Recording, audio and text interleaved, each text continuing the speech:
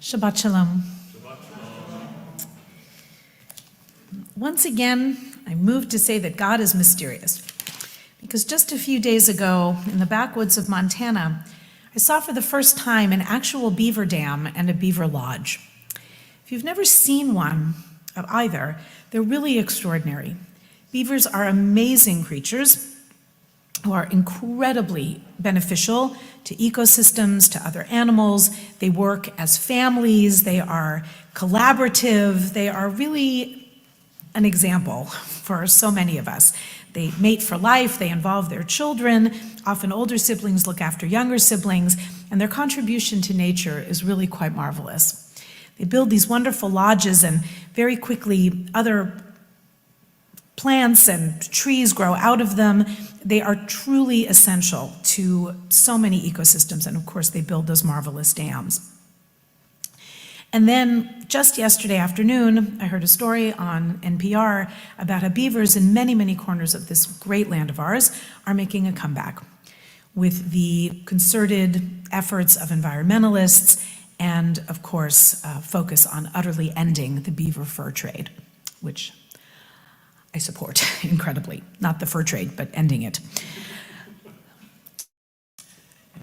Beavers make blockages that are particularly beneficial. But there are blockages and there are blockages. Some are good and some are not so good. This particular parsha, when it was open a little earlier, if we had been able to see the very beginning of the parsha, it's considered to be really a singularity in terms of the calligraphy. Scribes will usually make some kind of demarcation between Torah portions as they ultimately came down to us.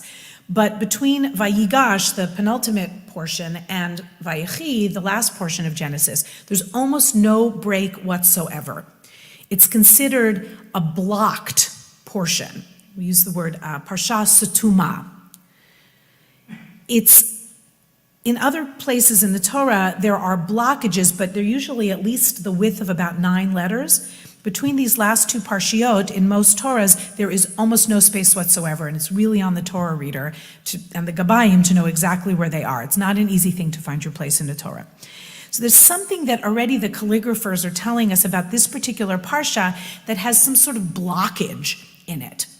Now, in traditional services, come back to that in a moment, traditional prayer circles, or even in private prayers, there are a number of Jewish people that say what is sort of affectionately known as the bathroom prayer.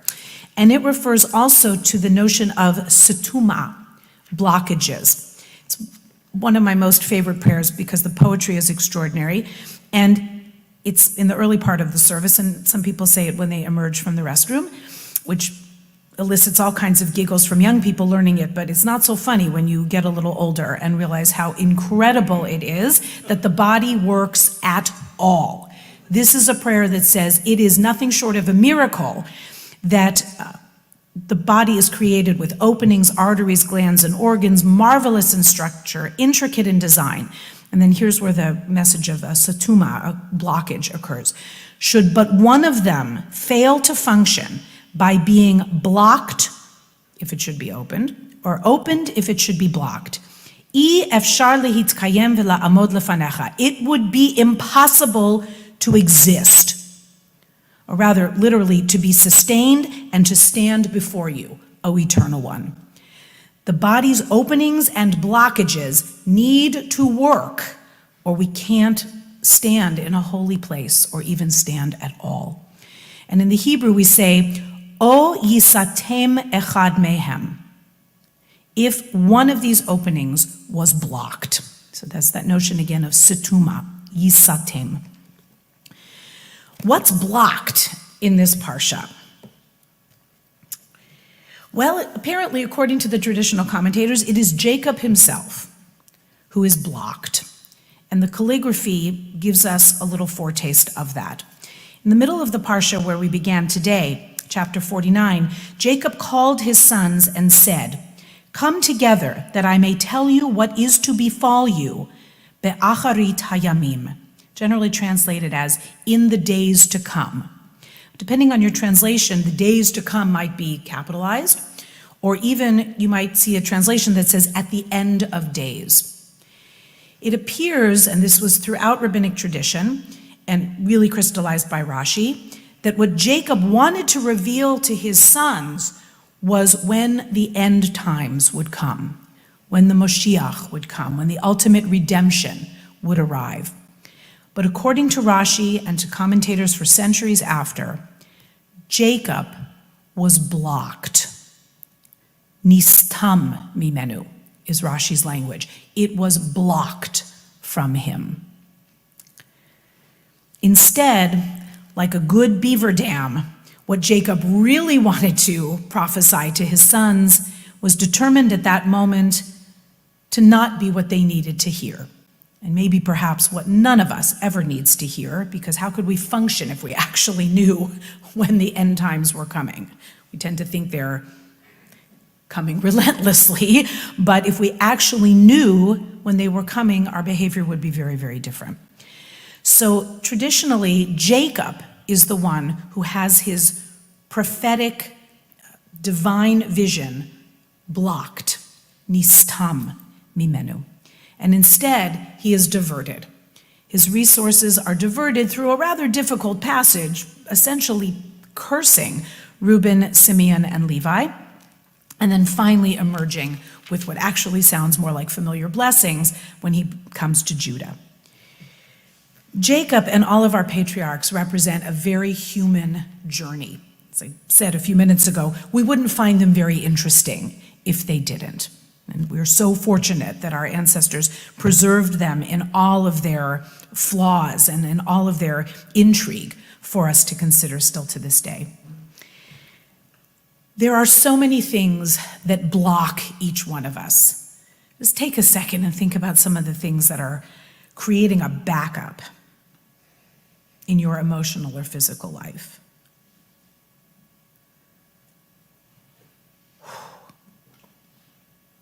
Yeah. A blockage can be positive if we channel our restraint or things that are holding us back into better and more productive venues or avenues. But blockages can be incredibly damaging. They can actually have a terrible and deleterious effect on our health, on our relationships, and our society.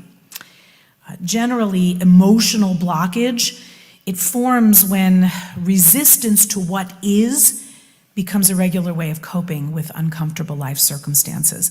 So over time, if we deny, avoid, or dismiss the reality of our life and our history, as Jacob did quite a bit, we continue to accumulate blockage within the body and the spirit. We have to give our body and our past and our emotions the attention that they need. Otherwise, we have a pileup of unresolved issues that are within. I think to a great extent, we can probably all relate to that. There are so many signs within most of us that unresolved pasts can affect and afflict our presence. They can have behavioral and emotional symptoms, such as feeling our negative emotions so intensely, which can create more negative reactions to the people, events, and circumstances in our lives. Of course, it can lead to resentment, guilt, shame, substance abuse disorders, low, damaging levels of self-esteem, lack of motivation to take action for change, or really acting out over and over again in places that don't seem to match or to be disproportionate to the actual situation at hand.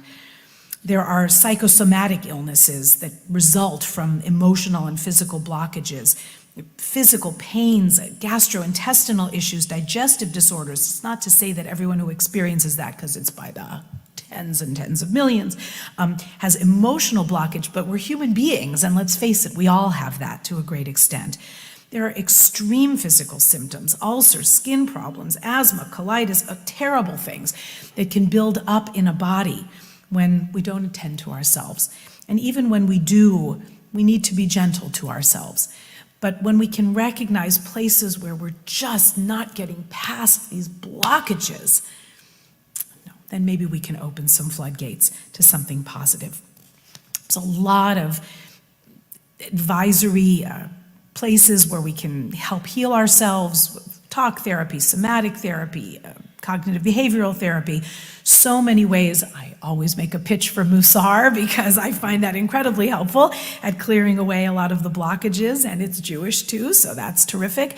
But whatever works to kind of lower the temperature, to release some of the tension that's probably holding us back and creating difficulties in so many places where it doesn't need to build up. Then we can maybe begin the process of working through, which Jacob so clearly does, whether he actually gets to a final wonderful release and a place of true prophecy and grace. Well, we'd have to mine the text a little more for that. Joseph, it's actually thought, doesn't really, and that's another discussion. Joseph, a very complicated character who has his own blockages, needless to say. They all do, is the point, and so do we.